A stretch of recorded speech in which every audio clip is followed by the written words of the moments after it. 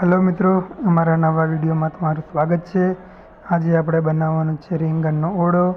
રીંગણનો ઓળો બનાવવા માટે 2 લીધા છે રીંગણ, આ છે લસણ, લીલા મરચાં, ધાણા, લીલું લસણ, ટામેટાં, લીલી ડુંગળી।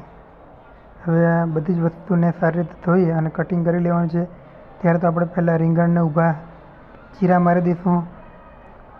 ચીરા મારવાનું કારણ છે કે એની અંદર લસણ ભરવાનું છે અને તેલ લગાવવાનું છે। તો મિત્રો આપણે રીંગણને ચીરા મારી દીધા છે।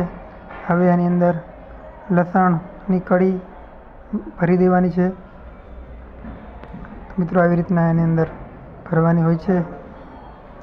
રીંગણનો ઓળો કેટલા લોકો ખાધો છે અમને કમેન્ટ કરજો, જેથી કરીને અમને પણ ખબર પડે। અને અમારો આ વિડીયો તમે કયા ગામથી જોવો છો એ પણ અમને જરૂર કમેન્ટ કરજો, એટલે અમને જાણવા મળે કે અમારો વિડીયો આ ગામથી જોવે છે એમ। તો મિત્રો લસણ આવી રીતના ભરી દેવાનું છે। એના પછી હવે તેલ લગાવવાનું છે, જેથી કરીને શેકાવવામાં સરળ રહે। તો મિત્રો અમારા વિડીયોને લાઈક અને શેર કરજો, અને અમારી ચેનલમાં તમે નવા હોય તો સબસ્ક્રાઈબ કરવાનું ભૂલતા નહીં। મિત્રો હવે આપણે રીંગણને શેકવાનું છે। ગામડા જેવી તો મજા આવે નહીં, એટલે અહીં સિટીમાં રહેવાનું એટલે ગેસ ઉપર જ શેકીને ખાવું પડે છે। અને આનો ખરેખર સાચો આનંદ લેવો હોય તો ગામડે જવું પડે મિત્રો। તો મિત્રો રીંગણ શેકાઈને તૈયાર થઈ ગયા છે। હવે આપણે એને છોલી કાઢવાના છે। ઉપરનું છોતરું કાળું થઈ ગયું છે, કાઢી લેવાનું છે। ફાઇનલી મિત્રો આપણું રીંગણ શેકાઈ ગયું છે અને ફોલી લીધું છે અને તૈયાર થઈ ગયું છે। તો હવે આપણે એને ગ્રેવી ટાઈપ કરવાનું છે, એટલે કે ઝીણું ઝીણું કરવાનું છે। તો તમે જોઈ શકો છો મિત્રો, અમે અમારા કામે લાગી ગયા છે ઝીણું ઝીણું કરવા માટે।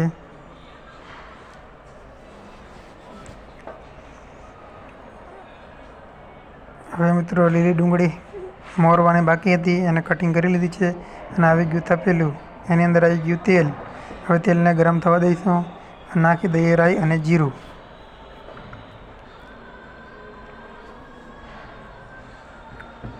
હવે આવશે આદાની પેસ્ટ, આદું ખાંડીને તૈયાર રાખ્યું છે। એના પછી લીલા મરચાં, એના પછી આવશે લીલી ડુંગળી,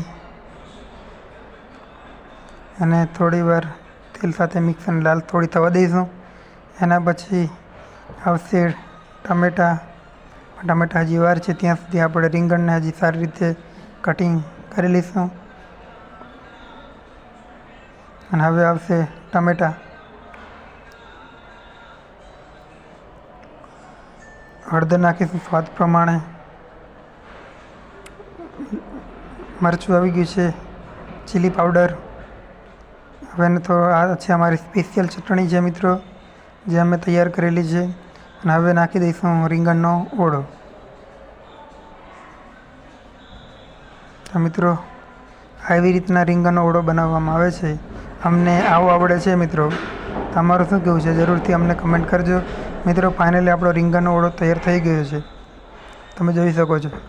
અને હવે આપણે બનાવીને છે રોટલા, મકાઈના રોટલા મિત્રો અમે બનાવી રહ્યા છીએ। અને જે વિડીયો જોવે છે એ લોકો કેટલા લોકોએ મકાઈના રોટલા ખાધા છે એ અમને કમેન્ટ કરજો। મિત્રો અમને રોટલા આવા આવડે છે, તમારું શું કહેવું છે, બરોબર છે કે નહીં, કમેન્ટ કરજો।